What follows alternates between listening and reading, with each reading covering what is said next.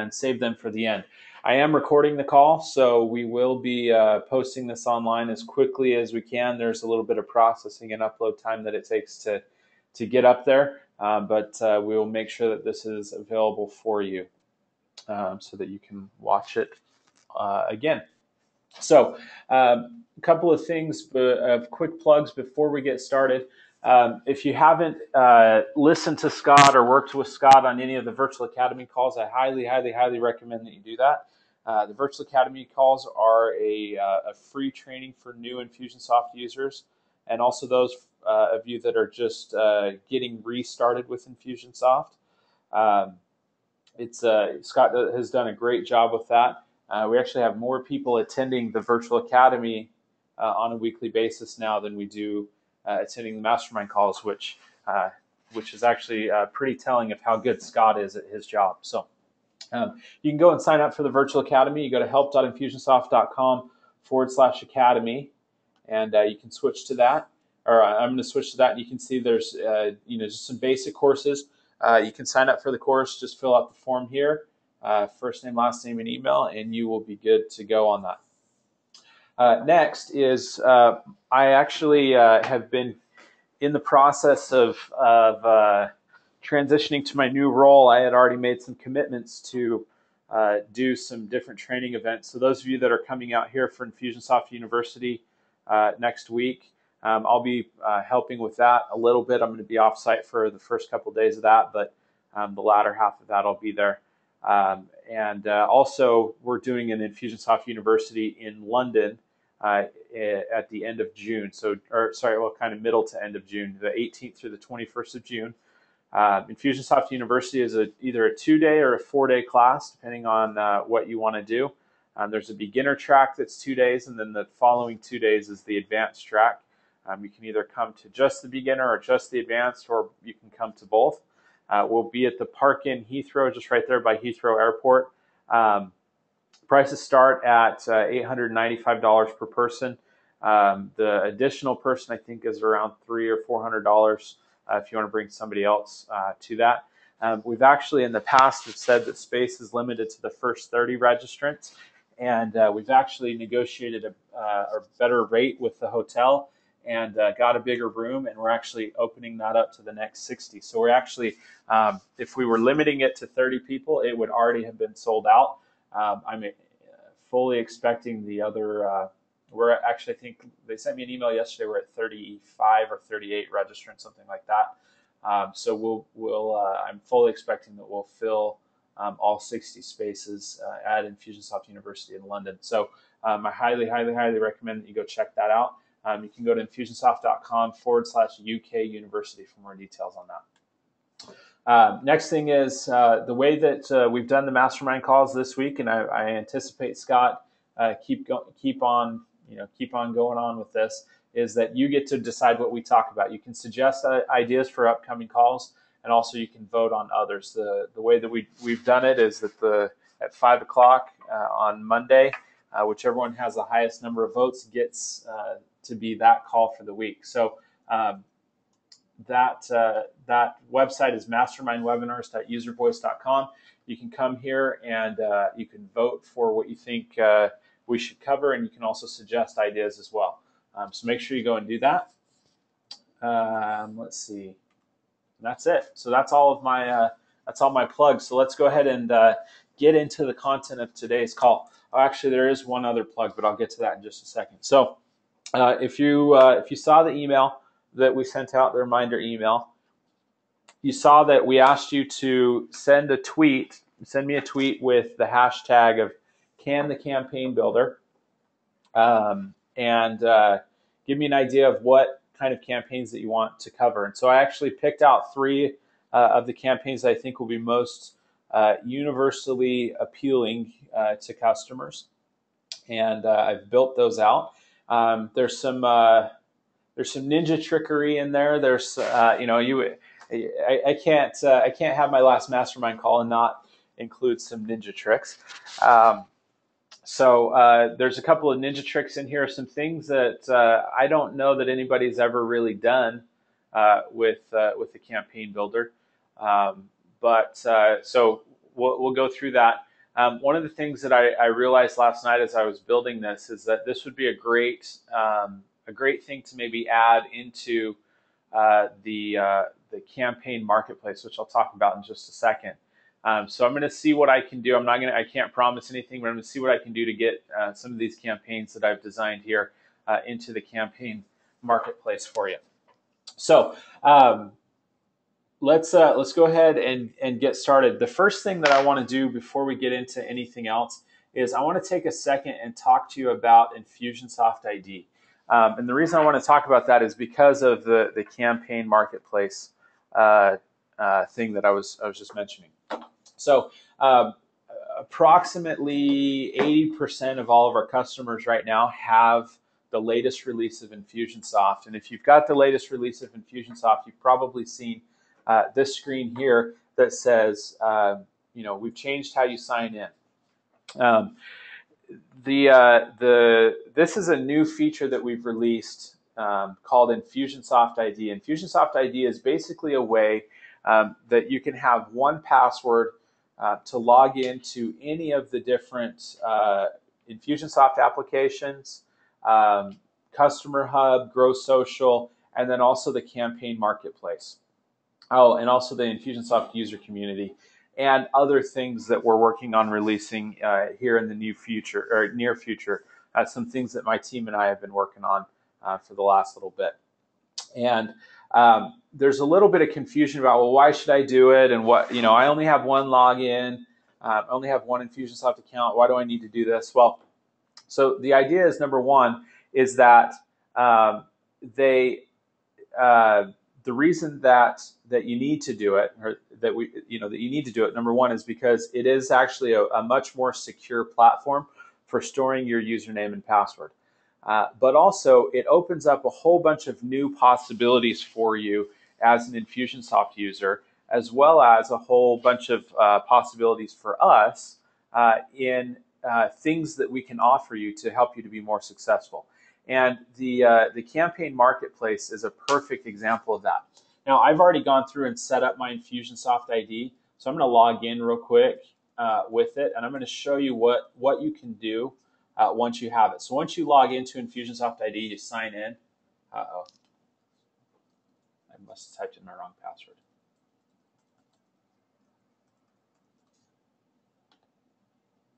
There we go. So once I'm logged in, I have the opportunity to go into the campaign builder, and there's a new button here called the marketplace. When I choose the marketplace here,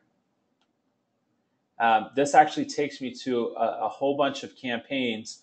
I think there's actually 20 or so different campaigns that you can choose to instantly get published into your account, into your Infusionsoft account.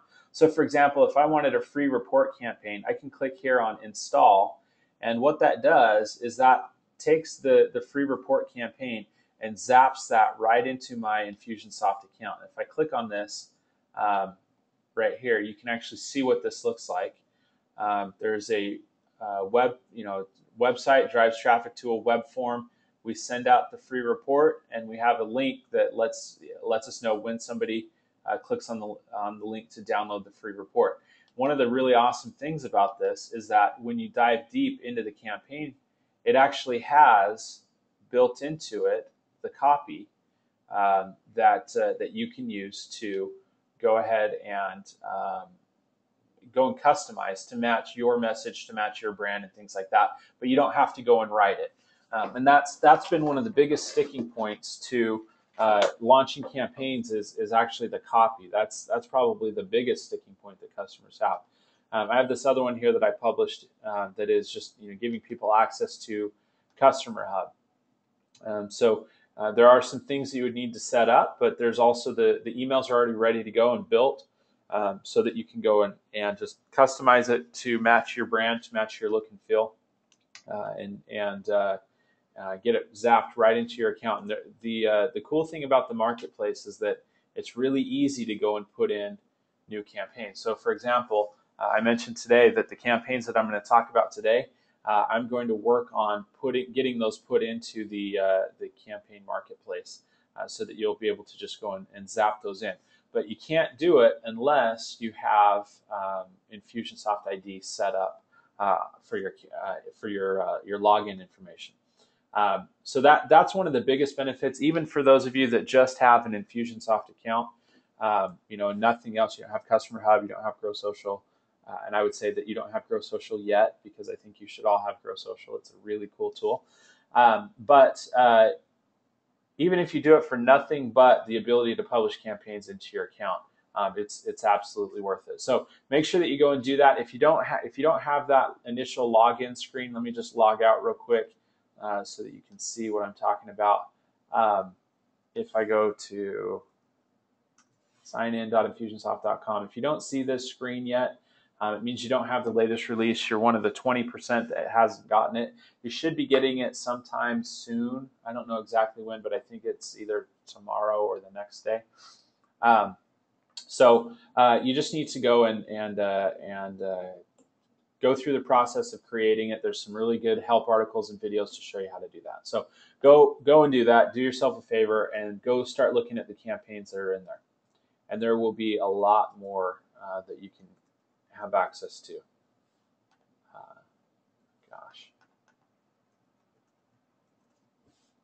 There we go.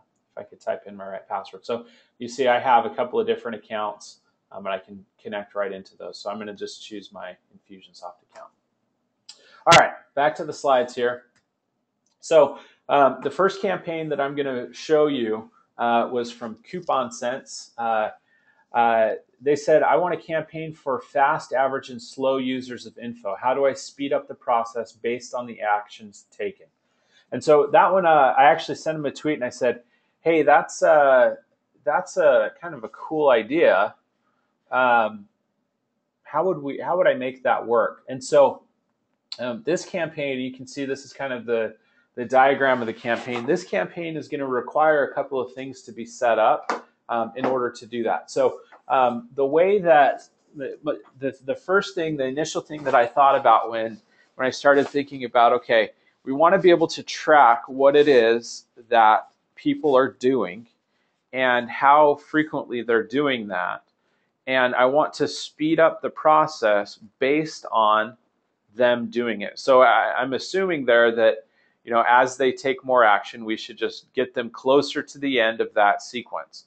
And so what I started with here was this process here, the main sequence. And what I did was I broke that main sequence out into its individual components. So let's say, for example, that this is a like a 5-week educational campaign. And as people are consuming more content, we want to accelerate that. Well, so what I would do is I would take each of those, well, actually, let's say a 4-week campaign. I would take each week of the campaign and break that out into 4 different sequences. So that's what these main sequences are. This is what's delivering content, okay? Now, as someone does something that is worthy of jumping them into the next sequence, or in this case, what we're calling accelerating them into the next week's worth of content, such as clicking on a link in an email, or in this the way that I actually have it built here is that it's a lead score reaches a certain amount. Let's actually go into the campaign builder and pull this up here. This campaign is set up so that if they click on a link in an email, and we would choose which ones are worthy of jumping them and accelerating them into the next group. But also, if their lead score, that's what these goals up here, if their lead scores reach a certain score, then go ahead and jump them into the process. So this would be, something like if they go from 0 flames to 2 flames, from this sequence, jump them into this one. If they go to 3 flames, which is this one, if their lead score increases to 3 flames, jump them into this one and stop this one and this one, right? And if it goes to 4 or 5 flames, then jump them into the last sequence and stop the other 3. So the way, in order for this to actually work, you do have to have lead scoring set up. And I'll show you some ideas, and I've actually covered this in my talk at InfusionCon, but also on a mastermind call a couple of weeks ago. We talked about it. This right here can be a great way to accelerate people through a sequence. At the same time, we can have a list of the links in emails that would accelerate them into that next week's worth of content as well. Now, the other part of it is, well, what happens if they don't do anything? Well, maybe instead of jumping them into that next sequence automatically, if they don't accelerate or they don't indicate interest by clicking on a link in an email, we can put them into something that slows things down, and they don't start getting this content until they get to the end of this one or they accelerate, right? And actually, you know what? What I should have done is this here, connected those, because you want to stop the slowdown sequence if they accelerate. So I know there's kind of this complicated web of connections here, but the idea is pretty simple in that you have your main sequence, you break it up into the appropriate chunks, and you give people a way to accelerate based on consumption of content. So as they're opening emails and they're clicking links in emails, their lead score is increasing, and as they get more and more points, they can jump into a sequence. So this I would say that if someone is here and accelerates to 4 or 5 flames, they're a pretty hot lead, and you want to get to the end as quickly as you can. At the same time, there are things that might say, okay, you know, this might be an education process, and they do things that say, okay, I got it. I don't need to be taught that anymore. Jump them into the next part of the process. So hopefully that this process and the way that I explained it makes sense. But again, the idea is, and just, you know, kind of conceptually, when I build these campaigns out, I try and keep the layout of it consistent with what it is that I'm trying to accomplish. So you can see the main sequence is all in line, and the acceleration pieces are all in line, and the indicating interest pieces are all in line, and the slowdowns are all in line. For me, visually, that makes things a little bit, it makes it easier to make sense of things.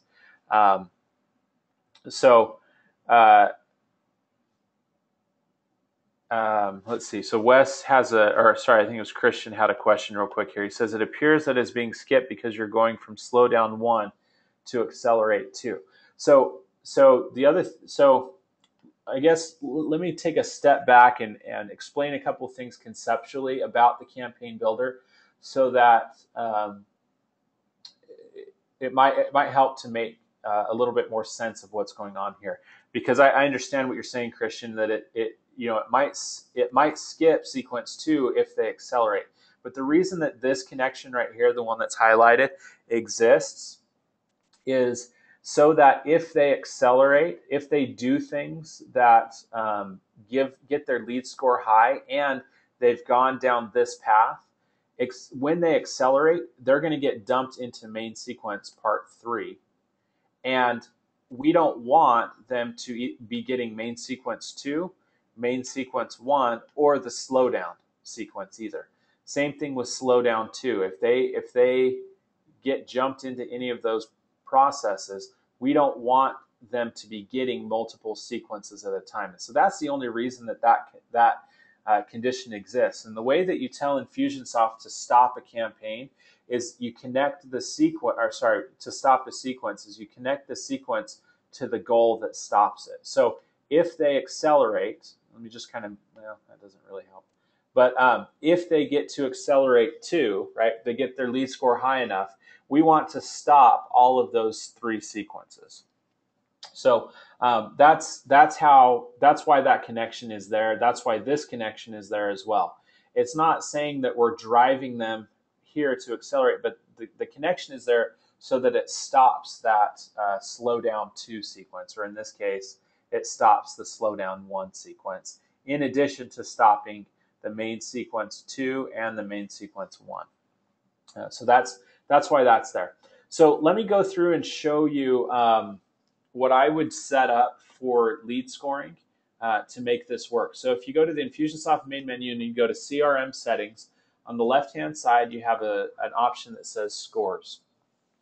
Now, lead scoring, if you're not familiar with lead scoring and what it is, lead scoring is a way to give points to people based on the things that they are doing. What you do is you set the ideal number of the ideal number of points to equal 5 flames. And as they get more points, as they get closer to that maximum number of points, the number of flames that they have increases. So for example here, I have it set up so that 100 points equals 5 flames.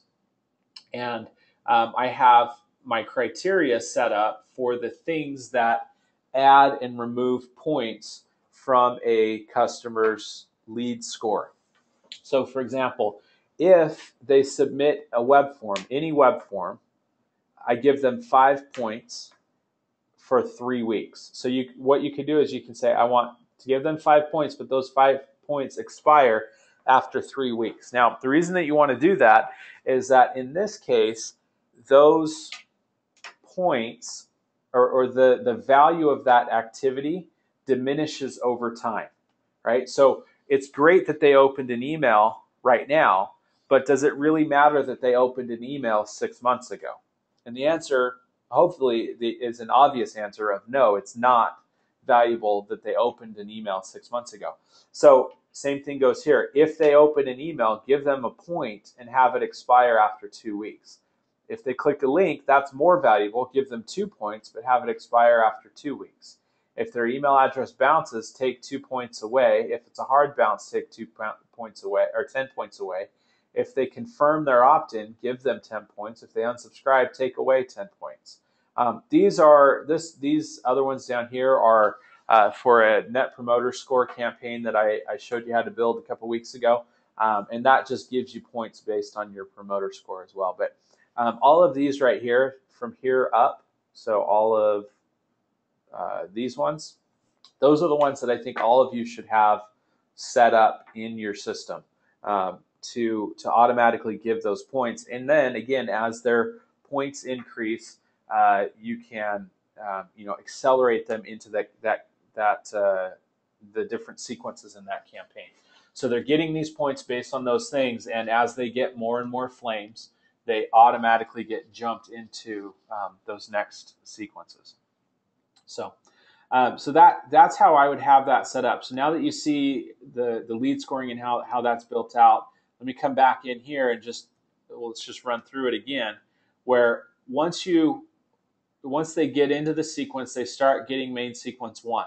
As they're opening emails and clicking links and things like that, if their lead score increases, so as they're engaged with what you're doing, automatically jump them into that next sequence and stop sequence 1. If there are certain links that also do the same thing, do that as well. And if they get through sequence 1 and they haven't done either of those two things, automatically dump them into this slow down sequence. And at the end of slow down sequence, we're going to dump them into main sequence part 2.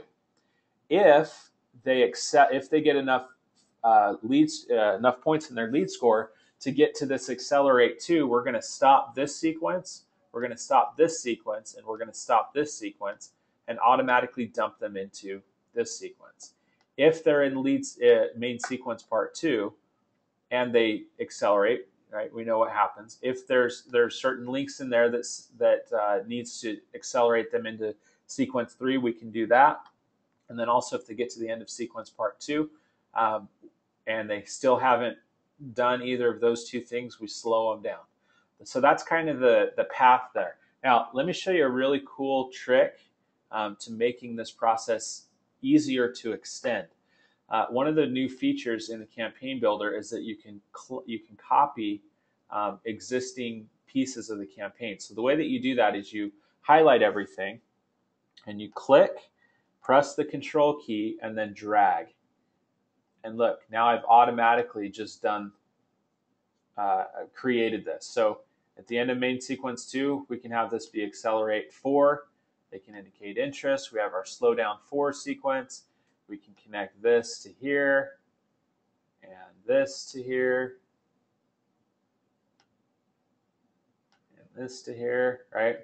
We just make those connections, and now we can go through and build out the next component to that. So that's kind of a cool little trick there. It's the same process if you're on a PC as if you're on a Mac, which I'm on a Mac, but again, let me just go through that with you. You click and drag to highlight everything that you want to copy. Then you click on one of the elements and hold it down, press the control key, and then drag your mouse, and that clones the element. I don't know what happened there, but that's how you do that. Okay. All right. So there's a couple questions about that. Let's see. So Wes says, I have a client doing a 4-part launch with part 1 going on the 20th and part 2 going on the 28th. I'm trying to figure out how to accelerate the sequence if someone doesn't click in email 1 until the 29th. So, if they don't click email 1 until the 29th, then how do you accelerate to get to part 2, I think is what you're saying, right? So what I would say is that if you do kind of this same thing, Wes, where you have the first email in one sequence with a link click that immediately sends the second one, and if they don't click that one, then you connect it like this. I think that should work for you. So it automatically sends that second one at the end of day 2, and you would put the timer for the 28th in this sequence after the first email. So that's how you do that. All right, so Robert says, for the fast, average, slow campaign, can you explain the sort of content you would put into the slowdown versus the main sequence? So the things that I would put in this slowdown sequence would be, number one, I would have timers that spread out the amount of time. But I would also put content that is less, I don't know how to say it other than like pitchy, I guess. Where if the end of it really depends on what the goal is, but I would see something like this. The goal of this type of campaign is to get somebody to buy something, right? So the main sequence email is going to be pretty centered around purchasing the product or service that you're trying to sell. And in the slowdown sequence, I would say that those emails and that content would be more educational in nature than they are salesy in nature. So, hopefully that answers your question there. All right, Cassandra says, if slowdown 2 is connected to accelerate 2, why isn't slowdown 1 connected to accelerate 1? You're right, it should be. This should be connected like that. If they accelerate to here, we want to stop this slowdown sequence. So yeah, absolutely. Thanks for catching that. Nick said, you said the control key. Yes, it is. That's the control key to do that. So you select, you click and hold it down, press the control key, and then drag, and that will work for you. Rick says, how do you disconnect an arrow if it's connected in the wrong place? So any connections you want to delete. So for example, I showed you I connected this one for Wes. If I don't want that there, I can just click on the connection so that the endpoints are on there, the red and blue endpoints. When I press delete on my keyboard, that gets rid of it.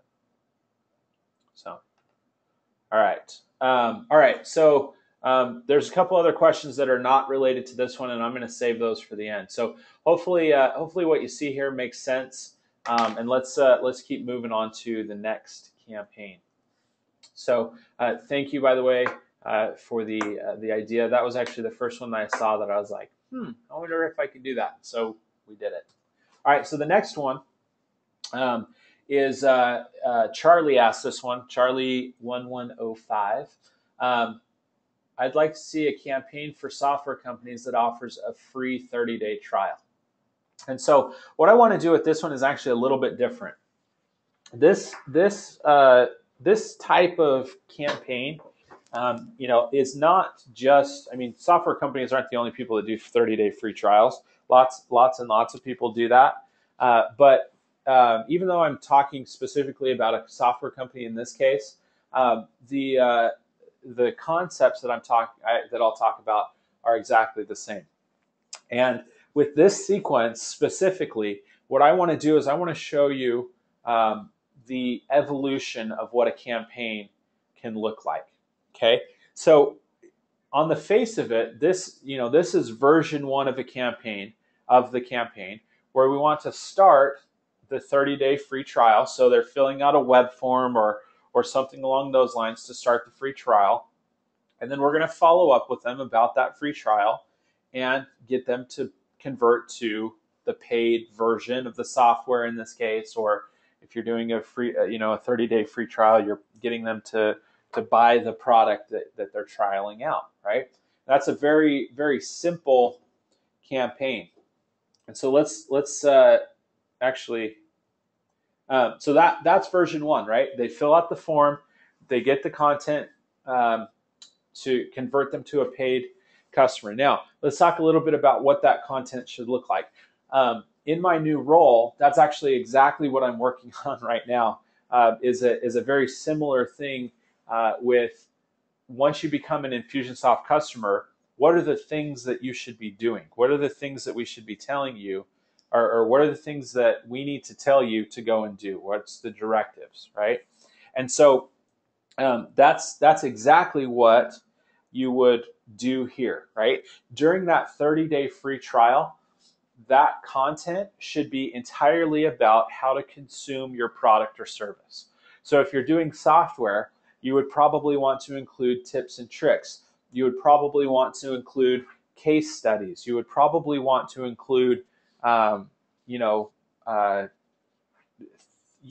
know type emails, right? And so what I would suggest that you do is get together with your team and have what we call here is a POV session. Have a point of view session where you have your sales team, your marketing team, your support team, and if you are all 3 of those, then you get to put on 3 different hats and come to this meeting by yourself. And that's okay. But put on those hats and say, what are the things from each perspective in the business that customer needs to know? And then create a prioritized list. What's most important? What's next most important? What's next most important? And that becomes the content of your emails. And so I'm going to show you when we get into the campaign. I've got a couple things that just some design things and things like that I think are a good thing to include. But that should be the content of that free trial follow-up. And again, the idea is get them to consume your service during that 30 days so that it makes it a no-brainer for them to purchase or to make the decision to buy your software. So that's version 1. Version 2 takes things to the next level, right? We start to add some complexity to it. Where, well, what happens if they don't convert to a free trial, or from the free trial to a paid subscription, right? What happens if? Oops, let's try this again here. What happens if they don't buy the software? What can we do with those people? And that's where this. Oops. There we go. That's where this no convert sequence comes into play, right? That's where if they don't buy, we put them into another sequence and we start to, keep them warm and figure out what, maybe try something else. And when they do convert to a paid customer, we should put them into a new customer sequence where we continue that valuable education that got them to sign up as a paid customer. So version 1 is very simple, right? start the trial, free trial follow-up, stop it when they convert to a paid customer. Now we're adding a little bit more complexity, right? If they don't convert, what happens, right? And when they do convert, what happens? So then if we look at version 3, version 3 adds another layer to it. Well, if somebody doesn't convert, that's a great time to get feedback for our free trial follow-up campaign to make it better, and then to offer some sort of, incentive to get them to become a paid customer, right? So that's where that get feedback comes into play, and then also the free gift for feedback. Imagine what would happen if the people that didn't buy from you, you asked them the question of, why didn't you buy? And you just let them type in the text, right? Simple web form, one custom field that's a text area. Why didn't you sign up for the software after your free trial? For letting us know, we'd like to offer you this, right?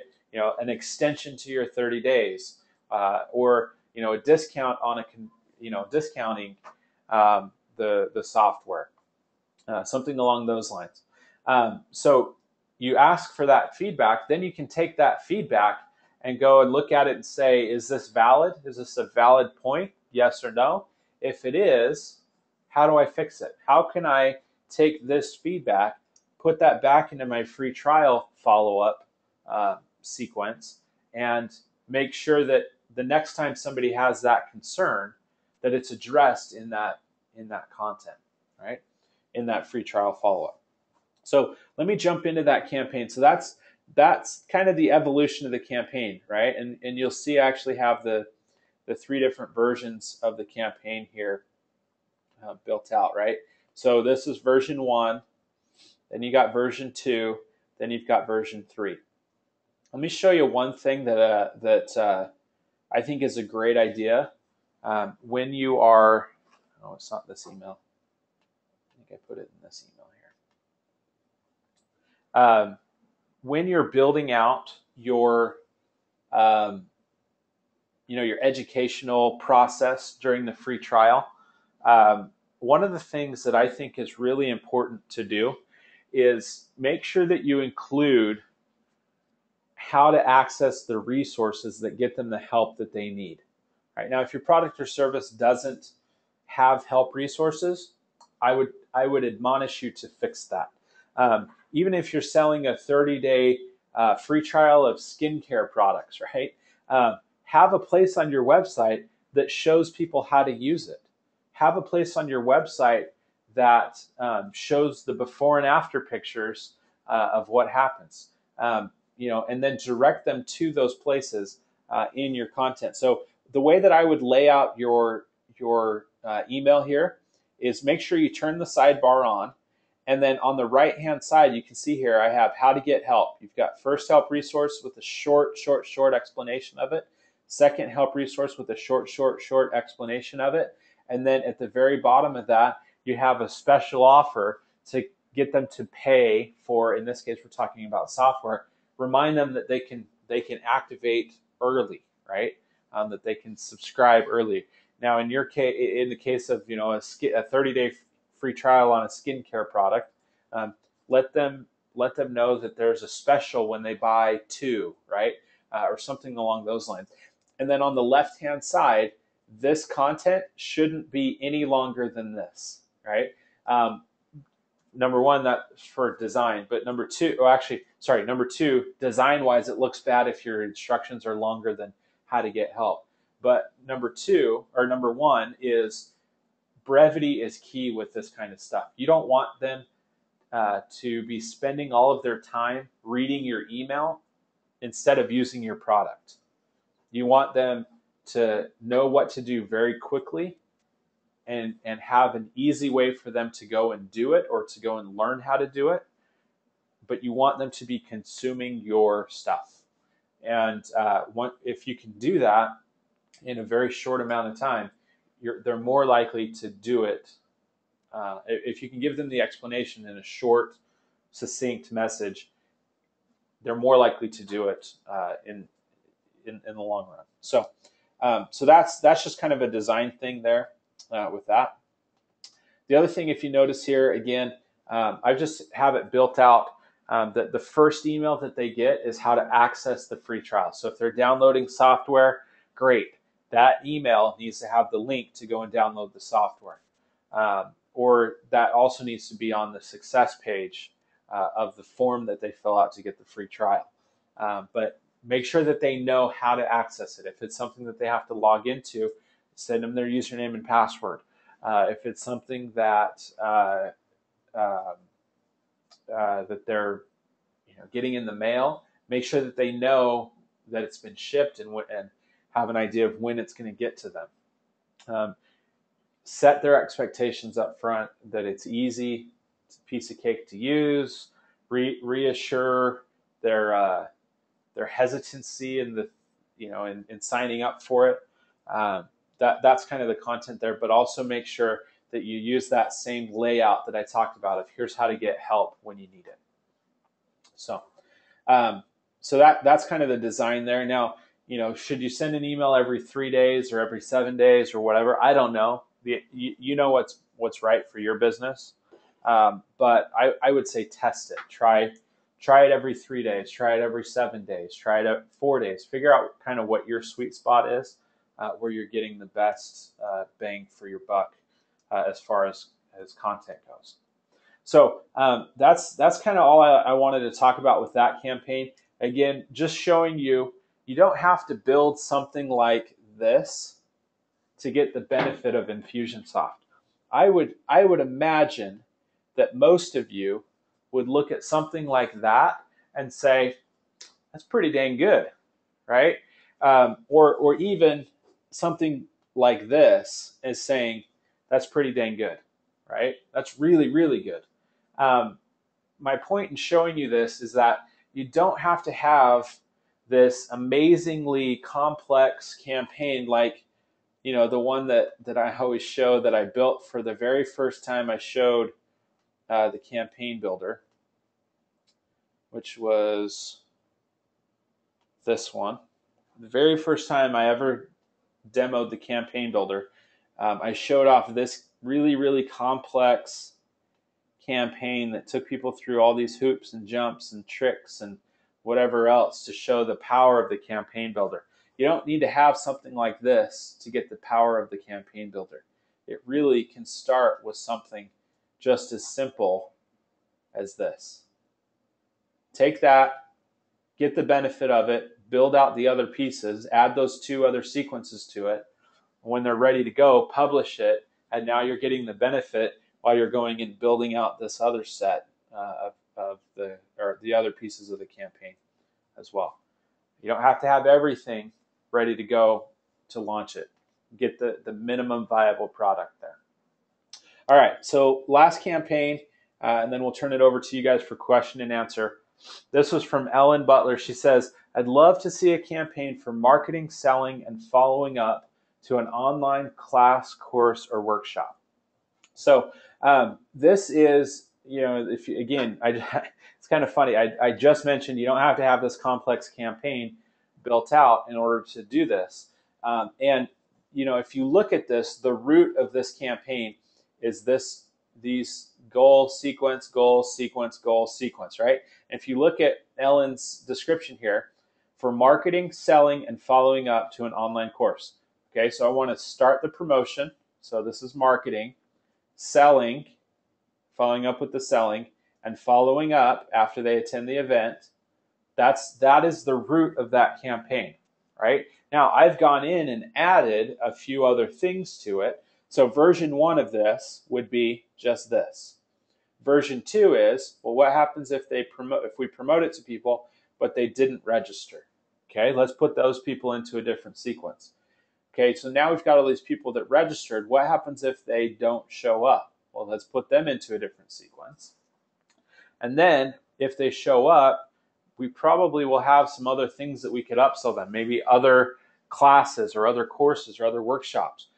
What happens if they buy those? Let's have another process for those people to follow up with them when that happens. So you can kind of see that this is kind of that repeating pattern of what's the essential piece of this campaign. Let's build that out first, and then let's go and add that. So this is just, a very, very simple example of that.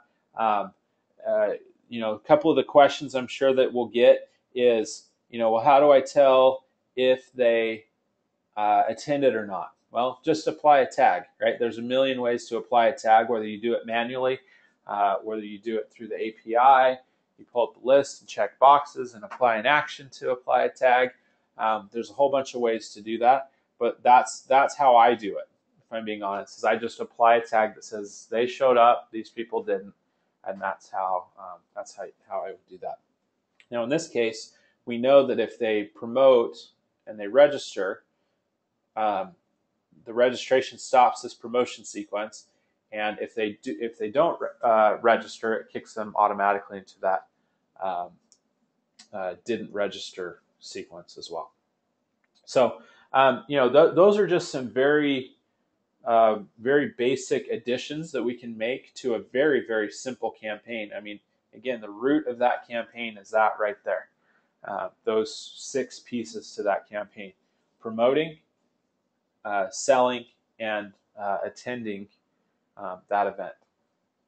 The other question that, again, I know people are going to ask, well, how do I tell Infusionsoft that they registered for an event? Well, Infusionsoft, if you have the plus or higher editions of the software, allow you to process credit cards. That's the easiest way to do it, right? Is to set up an order form, let people sign up for the event, and that will complete this goal here. You could also do it where when they register, if you're using something else, to register, to collect the cash, register when they register, have someone come into Infusionsoft and apply a tag that says they're registered for that event. That's another way to do it as well. So again, the way that I want you to look at this is that the campaign builder has an infinite number of possibilities about how to do things, but that doesn't mean that you have to have an infinite number of pieces and branches to your campaign. Really, you could start with just this and be fine, and then you could add on this component, and then you can add on this component, then you go put this in place, then you go put this in place, then you go put this in place, then this, and that. So that's really the best way to look at the campaign builder. It's not, I have to get all this stuff built and then launch it. It's what's the most important, what are the essentials, and then can I go from there. So all right, so that's it. That is the end of my content. That is the end of my my time as the mastermind leader. So what we're going to do is turn the time over to you guys for question and answer there. Again, the way that we do the question and answer is through the question box on GoToMeeting. You can type your questions in now. There's a few that have already been typed in, and we'll start with that. While you're typing that in, I'm going to launch a poll real quick. Let me know how you'd rate the content of today's call. This will help, I would say me, but I'm not doing these anymore. This will help Scott know if he should do things like this in the future or if it was a complete waste of time. So type in your questions as well once you vote, and then we will go through and start answering those off. So let's see. While you're doing that, I'll just start answering some questions here. Let's see.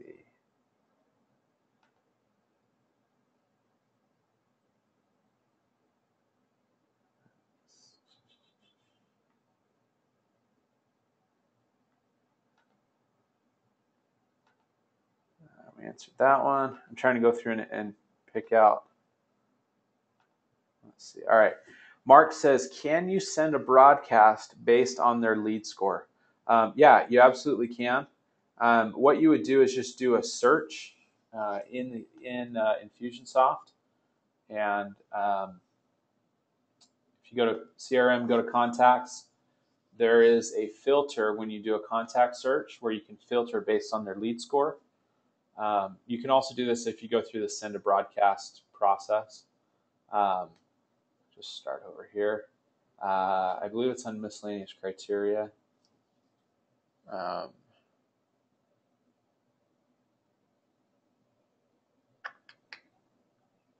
Lead source. Oh, right here. Lead score is between 3 and 5 flames, is greater than whatever. So what you do is just do your search there. And I don't have anybody, but then you could send a broadcast from here. Go through that process. You can also do it if you go marketing and then go to broadcasts. You do this, and then in your recipients, you just do a new search and do the same thing. Is greater than 3 flames. So, all right, we did that one.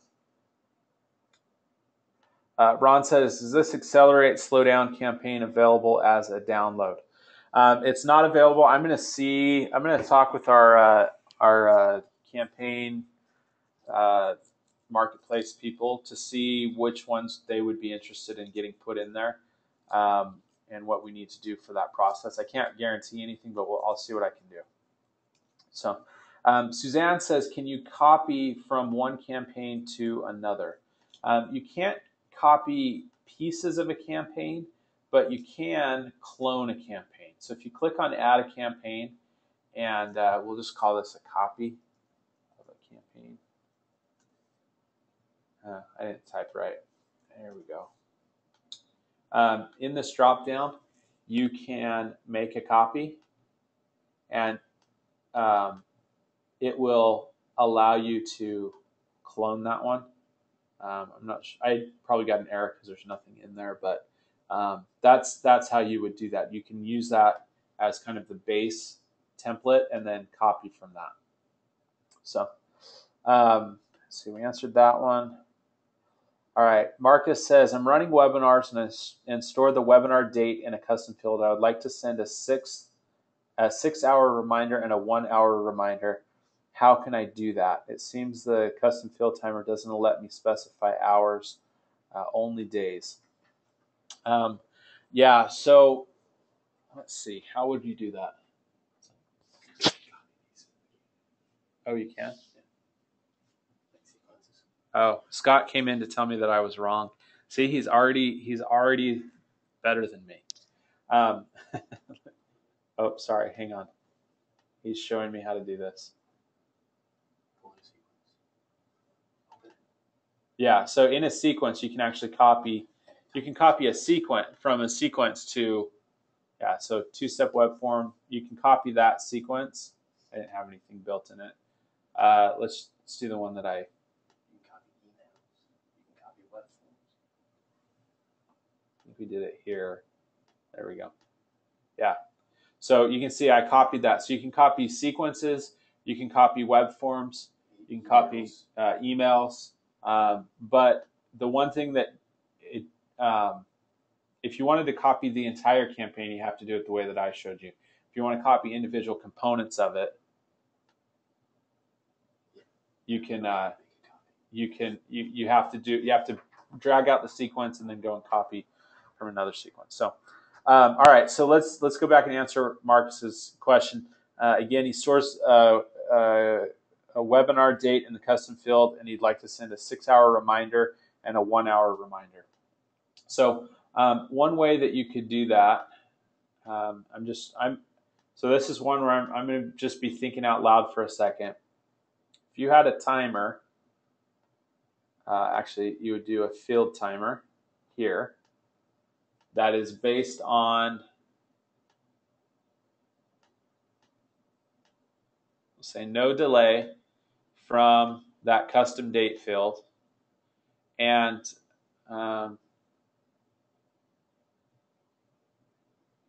oh yeah, so okay, so what you wouldn't do 6 hours before. So let's just pretend. Let's use easy math. Let's say that the webinar is at noon on the date that they register, and we want to send a 6-hour reminder. So let's say it's noon Eastern. What I would do is I would set this email to go 0 days before the custom date field at 6 a.m. right? 6 a.m. Eastern, and that would send it at 6 a.m. That's how you would set the timer up to do that. I was thinking I'd have to do something complex, but that actually is really easy. So that's how you do that. 0 days before and then put at the actual time that you want it to be sent. And remember that all the times here are Eastern Standard Time. So it's Eastern Standard Time, so New York time, basically. All right. Robin says, for the 30-day free trial, why not use the delayed payment feature of your e-commerce? You absolutely could do that if you want to do forced continuity, right? Or forced payment. They're buying now and they have to call to cancel. If you're not doing it that way, where they actually have to call to buy, then that wouldn't be the right way to do it. But either way, you could do that. So Robert says, could you repeat the explanation of the 3 parts of how to get help? What kinds of help do you put in the 3 different links? Offer in the last one is an offer for what sort of thing? So let me just go back and I'll pull up that campaign again. 30-day free trial. And it's this one, that email. So if I'm a software company, what I would put here in my first help resource is let's say that the first resource that, you know what, I'm Infusionsoft. What would I put there? Well, first thing that you need to do is search the help center. All right, and I would link to the help center. So I'd make a link here and I'd say http help.infusionsoft.com. Right, and I would give an explanation and say something like, the help center has the answers to every question you might need.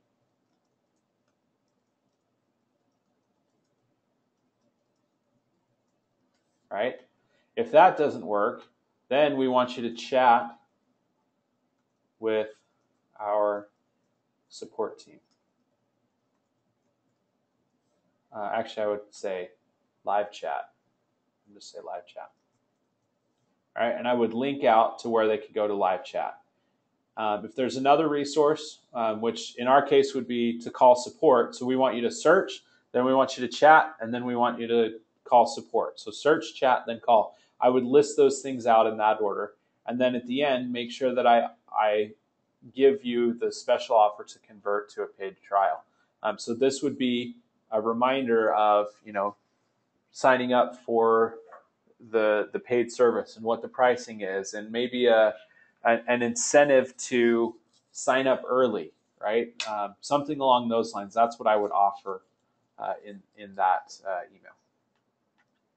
email. Jerry says, or asks the question, how do you apply a tag for no-shows? The same way you would apply a tag for the shows. It's in the event promotion sequence. You're going to have a list of the people that registered.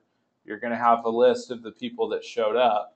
The list of people that didn't show up are the people that you would apply the appropriate tag to. If you don't have the list of the no-shows, you do have the list of the people that attended.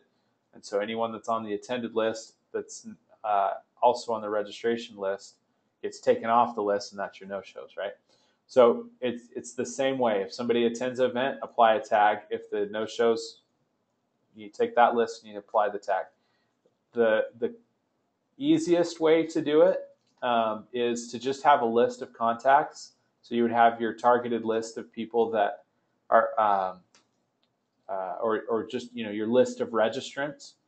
And what I would do is look at this the grid view here, uncheck the box, and I would go through and say showed up, showed up, showed up, showed up. And just kind of go through the list and check the boxes. On the actions, come here and apply a tag, and then apply that attended tag and process that. And then what you could do is from this search, click edit criteria or columns, and then come and do that and say and doesn't have, and then choose the attended tag and press OK. All right, so now you're saying I want to see anyone that has the registered tag and doesn't have the attended tag, and press OK, and that's going to give me my list. And from here, I don't even need to go check. I just need to make sure that all the boxes are checked. There's always that box at the top that selects all of them. From here, now you go and apply a tag and say apply the didn't attend the event tag and press process action. So that's how you would do that. So Henry says, if you manually apply a tag, will it automatically start at the no-show part of the campaign? So the way that I have that campaign built, the online course campaign, is that if you applied this tag, it won't start here because I don't have this set as an entry point. If I wanted to do that, I can change this to any contact and press save. And now any customer, if I apply the no-show tag, it's going to put them into that sequence. So it really depends on what you want to do. By default, it's set to only work for contacts that are already in that campaign. So Dom says, how do you decide which upsell to present? Well, in this case, when you're doing a course, if there are upsells that you can offer, that should be part of your design of the course, right? So in that case, in the design of the course, you should be presenting that along the way. The way that I would decide is the thing that I'm selling congruent with the thing that they're consuming? That's how I would look at it, is the thing that they're consuming congruent with the thing that I'm trying to sell them in addition to that. So Lynn says, I love and need that third campaign for leading up to an online course. Please get that to the marketplace. All right, Lynn, I'll see what I can do. Dom says, or are you presenting all three? Okay, so yeah, I would just say if there are three things to present, then present the three things. Now, if you're doing a course, right, you probably have multiple courses. If there's multiple courses that they can consume, let them choose which ones are right.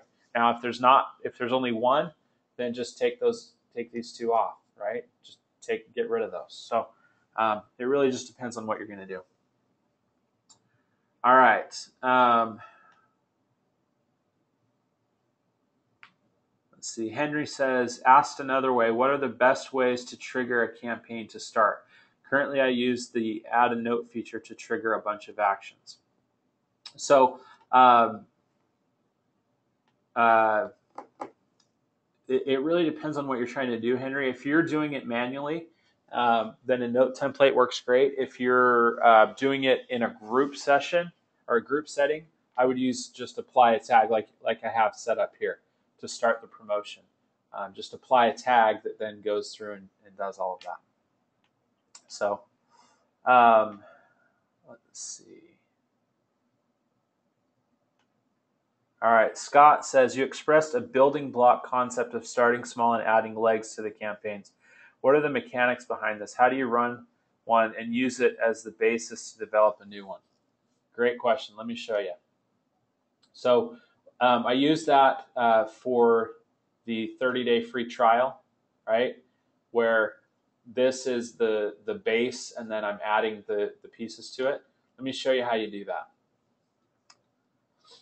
We'll just start with this one here. So what I would do is I would start with that base, sign up, sequence, connect it, and then have the way to stop it, right? What happens now is as I go through and I mark stuff as ready, okay?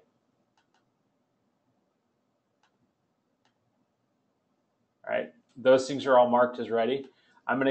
Let's just pretend through the magic of TV that those are all built out, right? That's ready to go. That's the basis of the campaign. I've got my emails in there, all that's ready to go, and I go out and I publish that, okay? So what I can do now is I can go and take this web form and I go put that on my site and I get people signing up for my free trial, right? And they're getting this content. Now, while that's happening, I can go and add those other pieces to it, right? This is the didn't convert, sequence, and this is the new customer sequence. Right? And so I can go and be building these things out while this is going. And anyone that's doing this right now isn't going to be getting this stuff until I go and I mark everything as ready. And I like that. And I come here and mark that as ready. And I press the publish. And once I publish it, now, as people are coming through, they're funneling through this process. And again, now I can go and add that other step, which is the feedback form, and the follow-up to the feedback form to offer the free gift. So that's how you do that, Scott, is you just build it and publish it, let it work while you're building the other pieces to it. So all right, Richard says, is there a way to have information that is entered into a hosted web form auto-populate into a following web form? It actually does that by default. When you, if you set your thank you page to another web form or another web address, you have the ability here to pass the contact information to the thank you page. It will automatically pre-populate that information on the next form. So, all right. Danny says, is there a way to send a client an email with just a graphic that when the graphic is clicked, they're officially opted in? I'm not sure what you're wanting there. I would say that, you know, you're just getting them to click a link to opt in. There's maybe some questions that I would have there about did you have permission to send them that email in the first time to get them to opt in? But if they're on your list, they should already have been opted in, is I guess what I'm saying. So there's some questions that I have with that, Danny. What I would recommend that you do is reach out to our email compliance manager. His name's Chad Delora. I'll send you, if you look in the chat box, Danny, I'm sending you his email address. Send your questions to him, contact him directly, and he'd be happy to go through and talk with you about any what to do there for that. So KT says, is there a place where tips and tricks are recorded in the help tools, like how to copy paste part of the campaign? Yeah, absolutely. There's videos in the video library that cover everything with Infusionsoft, and specifically how to do things like that. If there's not a video for it, it's also in the user guide. So again, you go to the Help Center, help.infusionsoft.com, and if you come here to the user guide or the video library, those between those two, anything that you can do with Infusionsoft has been documented. So, and that answers your question too, Beth. There is a video about lead scoring in the video library.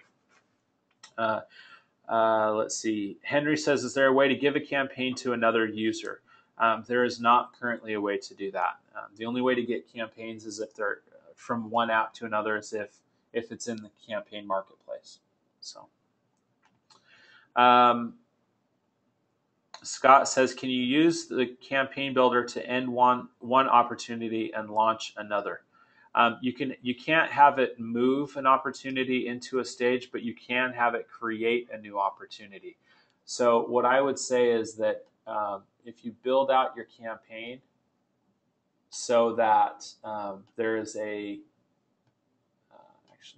I like using this one for the opportunity, because I always talk about opportunities like it's like a manila file folder. So I would set this up so that when they move it into the, whatever stage would be your closing stage, that so someone has to move it into that stage that says this opportunity is finished. Then what you can do is have it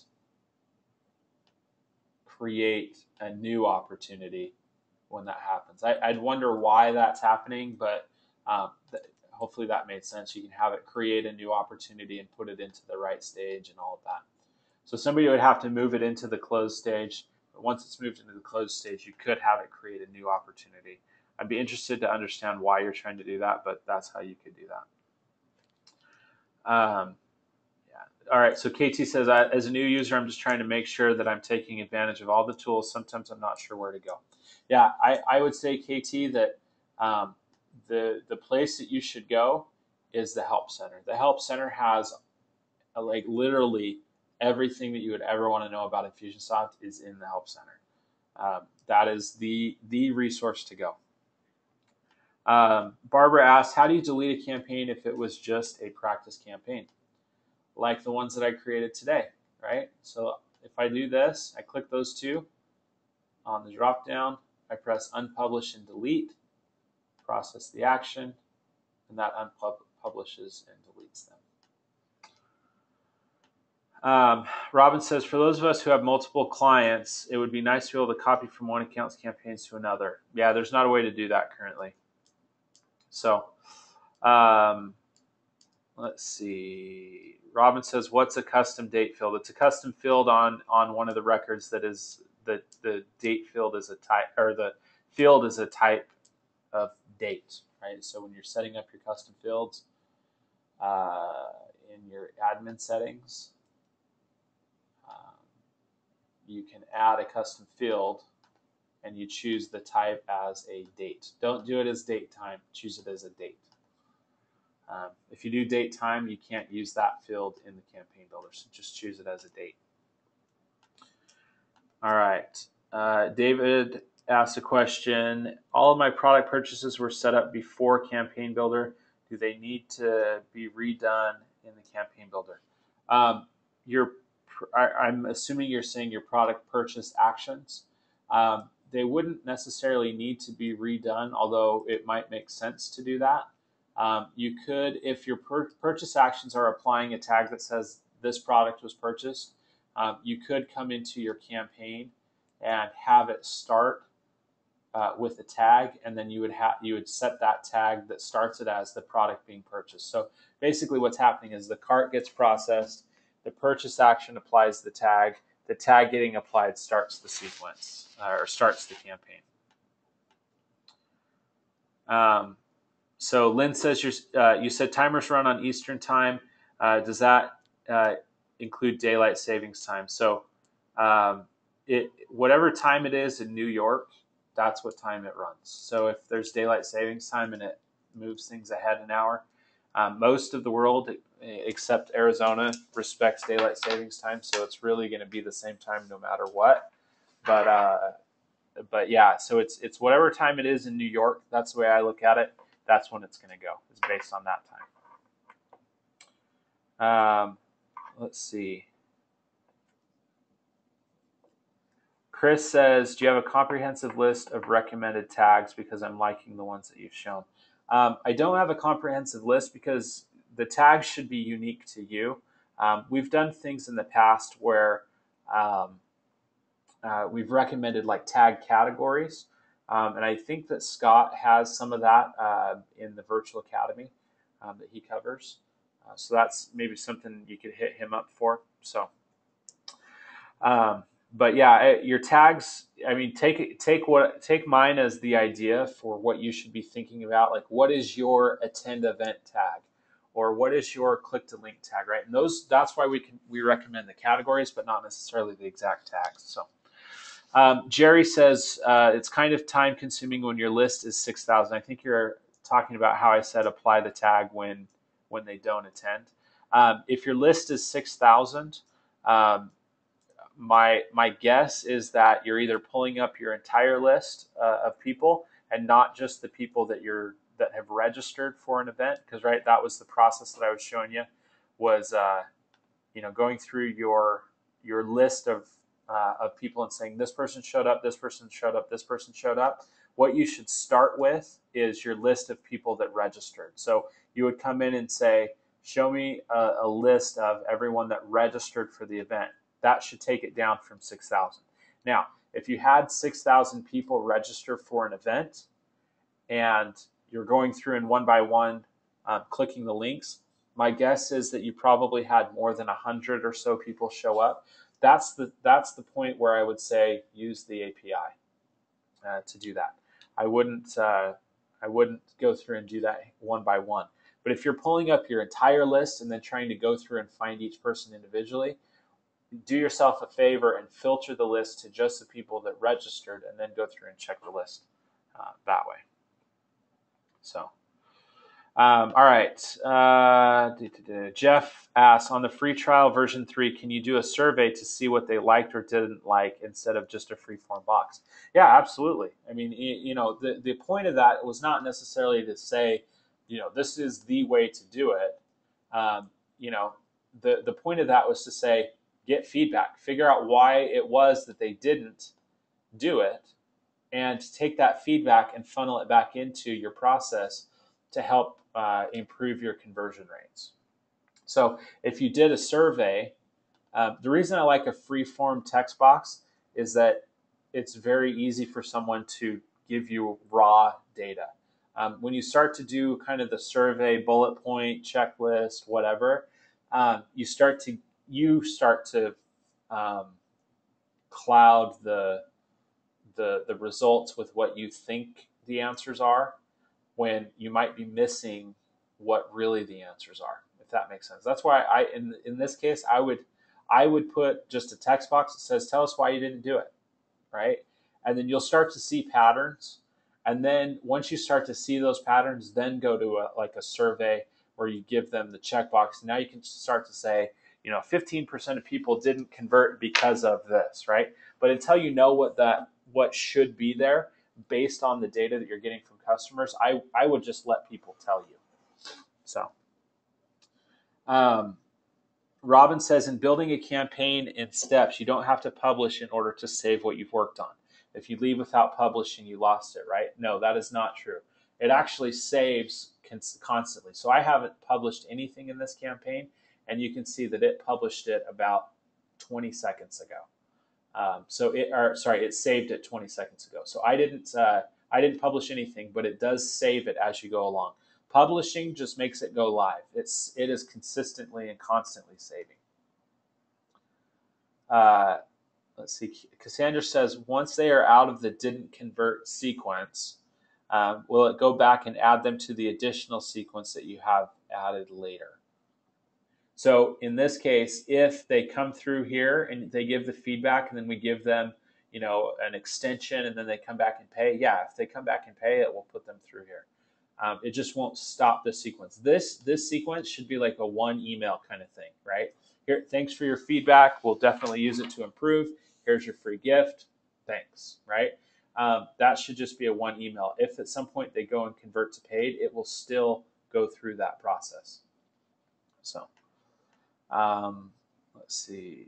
Jeff asks, can you use a thank you page to generate a logic-driven survey? If they select this radio, the second question is this. No, you can't do that. If you're wanting to do something like that, I would go look at an actual survey tool. The one that I recommend is Survey Gizmo. The reason for that I recommend Survey Gizmo is that they have an API that you can use. A lot of people use SurveyMonkey, but SurveyMonkey doesn't have an API.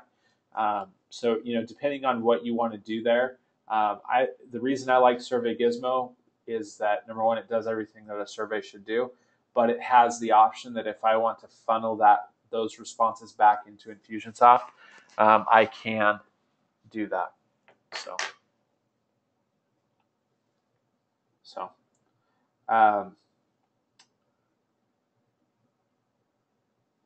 Let's see. All right. So Richard says, information about information passing to a web form. Can it repopulate, or can it pre-populate fields if you use a hyperlink on the main page and not through the thank you page? No, it can't. It has to be from one form to another form. So. Let's see. Dave says, I'm trying to set up lead source tracking in the campaign builder. I found some great info on setting up lead source tracking using legacy web forms. However, I haven't found any clear training on how to do this in the campaign builder. So what I would say, Dave, is to go and just the easiest way to do this is come to the lead generation tab, come to web analytics, and get the code, get your tracking code here. Put that tracking code on every form on your web or every page on your website, and that will automatically do all of the lead source tracking for you. So just use that, put that code on there. There's also, if you use WordPress, if you go to WordPress, actually, I'll just show you how to do it real quick. I use WordPress for my site.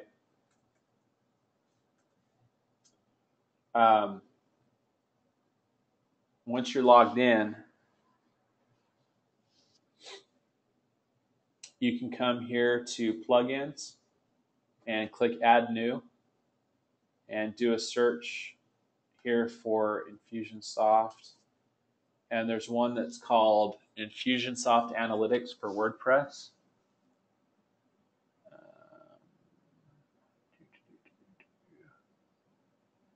It's this one right here. It's the one that has my name on it. Click on Install Now, and that will install it. Once you have it installed, you can come here, put in your application name, your API key, and press Save, and that will automatically put it on there for you.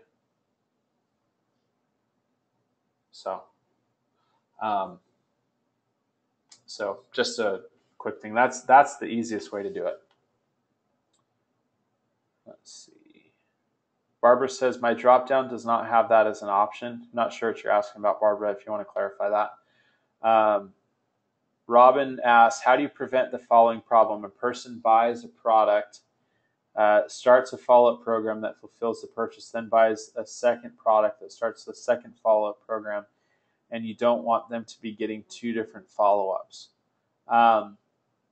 So what you could do is, if that's what you want to do, I would. My first question is, why wouldn't you want them to get the two follow-ups? But because that to me doesn't necessarily make sense. But if let's just do this one here. I don't know what this is, but let's say that this is the purchase for product 1, and then they have product 2 that they could purchase. What I would do is if I would have a third sequence here that I'm making a decision. This is if they bought both. And then the way that it works is that you have a tag that gets applied when they buy product 1. And so if the contacts tags contains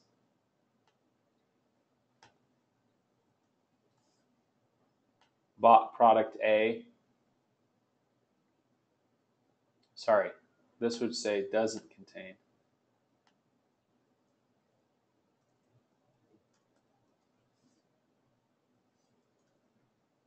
Sorry, I would say so this is the first one. If they bought, when they buy product A, if the tag doesn't contain purchase product B, then put them into that fulfillment sequence. And then I would add a rule here that says if the contacts tags contains